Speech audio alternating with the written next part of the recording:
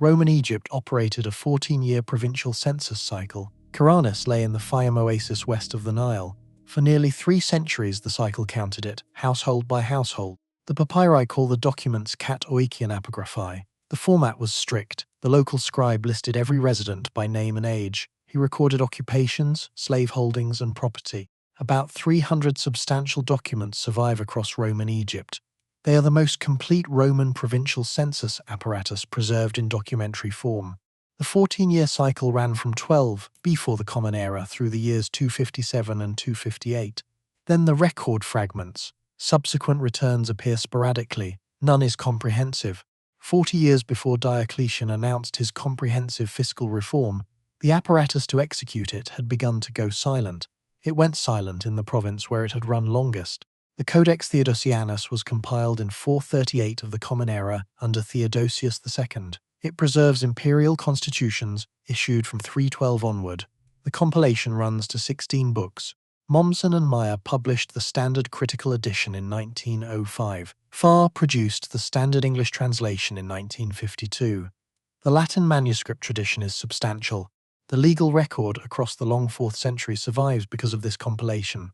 The code is not a private text. It is a state document ratified and binding. Book 12 carries the title De Decurionibus. It addresses the status and obligations of city councillors. The decuriones, also called curiales, were the members of municipal councils called curiae.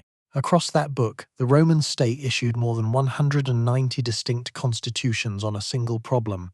The problem was decurion flight from civic office. The constitutions span 126 years.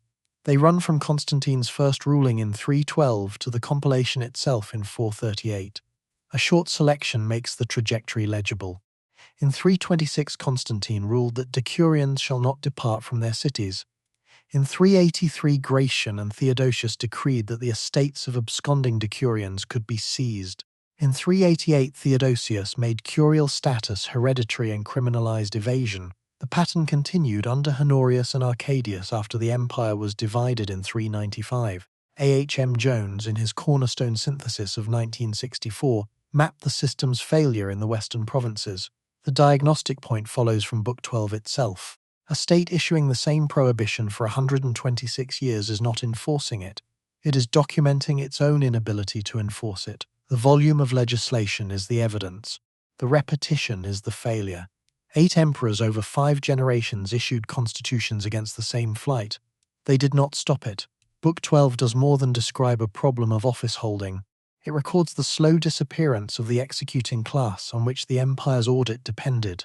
The decuriones were named in the laws because they were leaving. The laws were repeated because they kept leaving. The laws describe what was failing. The mechanism describes why. In 297 of the Common Era, Diocletian announced the iogatio capitatio reform. The system unified taxation by classifying land and persons. Land became the eugum, varying by quality and crop. Persons became the caput, classed by age and gender. Together they formed the basis of fiscal assessment. The reform required periodic re-enumeration on a 15-year cycle. Under Constantine, the cycle was formalized as the inditio. 2 fragmentary inscriptions attest the reform directly.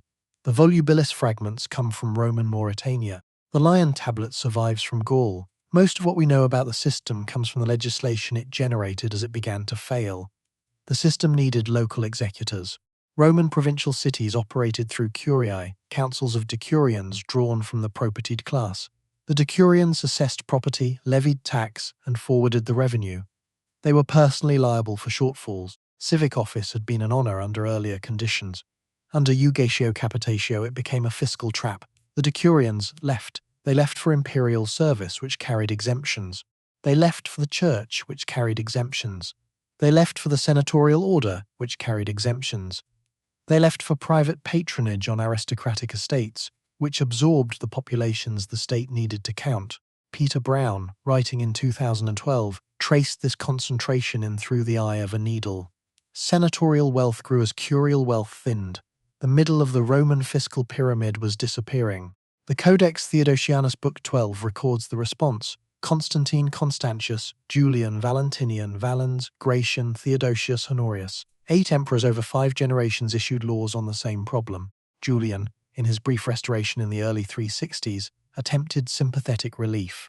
The flight did not reverse. In Antioch, the rhetorician Libanius detailed the curial grievances in his orations of the late 4th century. In Constantinople, Themistius referenced the fiscal pressure on city councils across the reigns of Valens and Theodosius. The crisis was being reported by named witnesses in real time. The state had the diagnostic data. Modern scholarship has divided over what this proves. H. M. Jones in 1964 read the Ugatio Capitatio system as broadly unsuccessful. Jairus Banaji in 2001 argued that a parallel gold-based fiscal apparatus partially supplanted it. The gold solidus was struck stably from 309 onward. It allowed taxation to migrate from the broken curial channel to a narrower elite payment stream. Banaji's reading sharpens rather than dissolves the diagnosis. The dispute is about the depth of the failure, not its presence. The comprehensive enumeration died. A narrower fiscal flow took its place. The state continued to govern, but it no longer counted itself. The apparatus required the auditors. The auditors left at the same speed the apparatus called for them. This was not a Roman pathology. It is the recurring pattern of states that build comprehensive enumerations and lose the institutional floor underneath them. The same mechanism appears in two other states, separated by a continent and a millennium.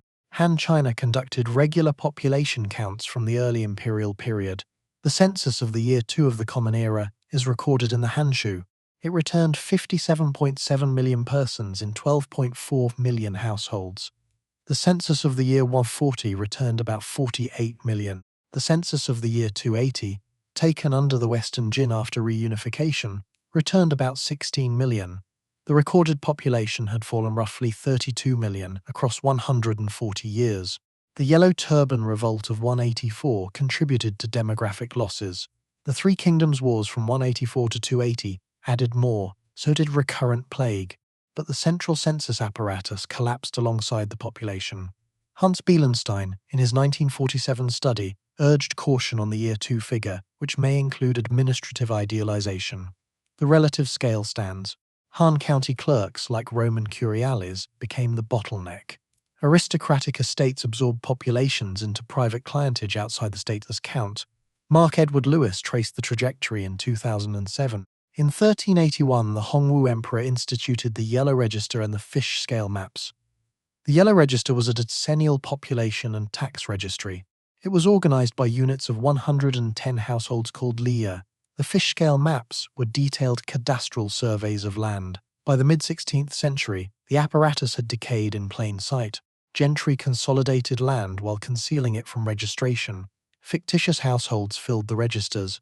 Decennial updates lapsed. In many regions, 16th-century registers were uncorrected copies of decades-old entries. Local officials reported this. Beijing did not act. Zhang Zhuzheng, as Grand Secretary from 1572 to 1582, pushed the single whip reform. The reform consolidated multiple obligations into a single silver payment. It simplified collection. It did not restore the underlying register. Huang documented the disparities in 1974. 3 states, 3 audits, 3 failures by the same mechanism. The auditors leave faster than the laws can compel them. The law that demands the count cannot produce the auditors who execute it. This is the pattern. When the state stops counting itself, the audit depends on the auditors. The auditors leave faster than the law can compel them. The state issues more laws. The flight continues. A state that cannot count itself is governing a fiction, regardless of what its registers still say. The fiction may persist for decades, but it is no longer aligned with the territory those registers claim to describe. This was one signal among many. The Roman state was producing others: debased coinage, permeable frontiers, withdrawn elites, untrained recruits. The empire's fall was not the failure of any single apparatus. It was the cumulative failure to read the signals as a system. The papyri at Karanis stopped not because anyone in Egypt had stopped paying tax. They stopped because the apparatus that recorded the payment had stopped existing. The household-by-household declaration is the form of a state that knows its territory in detail. Its absence is the form of a state that no longer does. The silence is forensic. It is the sound of an audit ending. Omen History posts new forensic files every Sunday and new Omen patterns every weekday. Subscribe to follow the work.